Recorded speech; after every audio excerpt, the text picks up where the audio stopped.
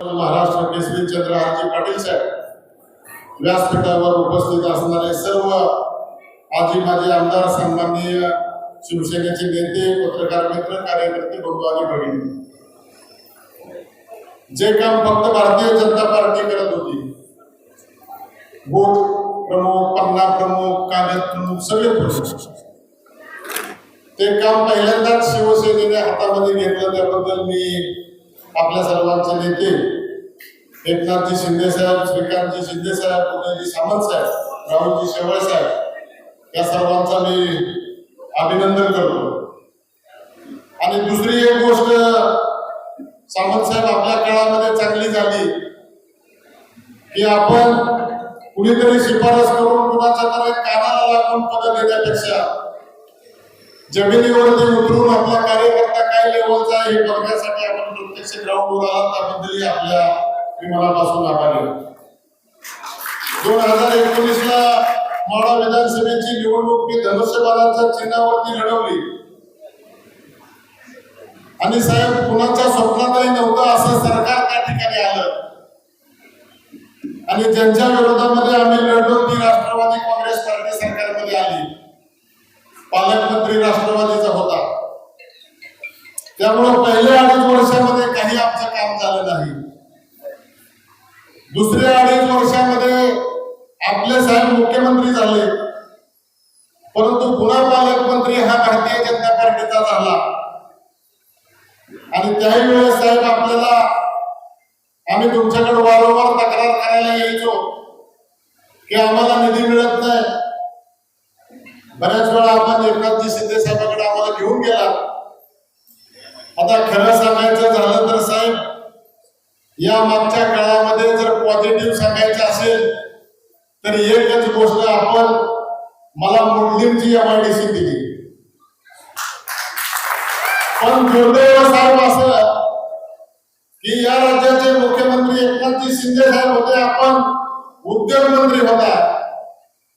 एकच काम घेऊन मी वारंवार आपल्याकडे यायचो आणि तुम्ही एकदा मला म्हणला, अरे संजय, MIDC म्हणजे तू असं समजतो का लगेच, जरा होऊ दे सगळं स्टेप बाय स्टेप. आणि आपण माढा तालुक्यामध्ये मुलींना MIDC मंजूर केली. साहेब, दुर्दैव असं की आता ह्याचं श्रेय घ्यायला किती जण टपले त्याचं काय मलाच कळलं. एका बाजूला भारतीय जनता पार्टी 1 रुपयाचा निधी सुद्धा स्वतःच्या कार्यकर्त्याच्या शिफारशीशिवाय देत नसताना शिवसेनेकडे असणाऱ्या खात्याची सुद्धा मिटिंग असतील किंवा श्रेय घेण्याचं काम या ठिकाणी ना करता चोर ज्यांनी लोकांच्या नावावरती कर्ज काढली, लोकांची सिव्हिल खराब केली. ज्या रणजित सिंह शिंदेचं एकच काम असतं की मला कुठं हात मारायला मिळेल. आता काल का परवा सुद्धा साहेब मी कुठली तरी मीटिंग लावली असं त्या ठिकाणी वाचलं. एवढं एक काम जर सोडलं तर साहेब, आम्हाला तुम्ही केलेलं काम सोडून दुसरं कुठलंही काम आम्ही सांगावं असं झालं नाही. आणि साहेब, दुर्दैवानं अजून एक गोष्टीचा मला या ठिकाणी 100% उल्लेख करावा लागेल. साहेब, माझ्या आयुष्यामध्ये कोडवाडीची नगरपालिकेची निवडणूक ही काळी अशी माझ्या आयुष्यामध्ये, या ठिकाणी आम्ही त्या ठिकाणचे 2 नगरसेवक त्यांना त्या ठिकाणी पदाधिकारी केलं. आणि साहेब, ह्या 2 पदाधिकाऱ्यांनी या निवडणुकीची आमची वाट लावली. आणि नुसती वाट नाही लावली तर या आपल्या काही सोलापूर जिल्ह्यामध्ये असे तथाकथित पुढारी आहेत की काय कोण खाल, त्या नगरसेवकांनी स्वतःच्या जोडीदाराला 150 सुद्धा मतं पडू दिली नाही.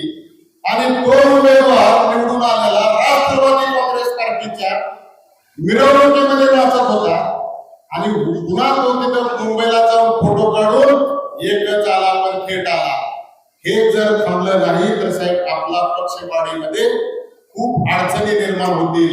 माझी आपल्याला विनंती आहे, आपण जे पदाधिकारी नवीन द्याल त्या कुठल्याही पदाधिकाऱ्याला चैन नामाचे संपर्क प्रमुख, संपर्क मंत्री आणि मग आपल्यापर्यंत त्या ठिकाणी. आज काय झालंय साहेब, आम्हाला काहीच माहित नसतं. शेवाळे साहेबांना माहित आहे. आम्हाला वाटलं शेवाळे साहेबांमुळे ते आपल्याला येणार आहे. कुर्डवाडी नगरपालिकेच्या निवडणुकीमध्ये समोरचा माणूस अवघडाचा उमेदवार 5 कोटी रुपयाचा निधी घेऊन पत्र दाखवत होता.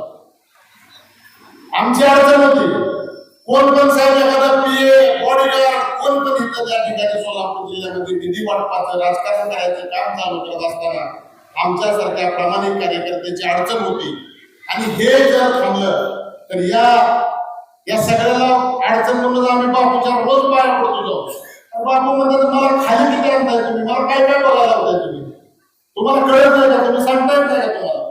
साहेब आमची एकच विनंती आहे, कुणाला बी जबाबदारी द्या, पण जबाबदारी हे त्याला निवडणूक लढवायची असेल त्याला तरी द्या, किंवा त्याला खऱ्या अर्थानं एक संघटना वाढवायची अशाला द्या.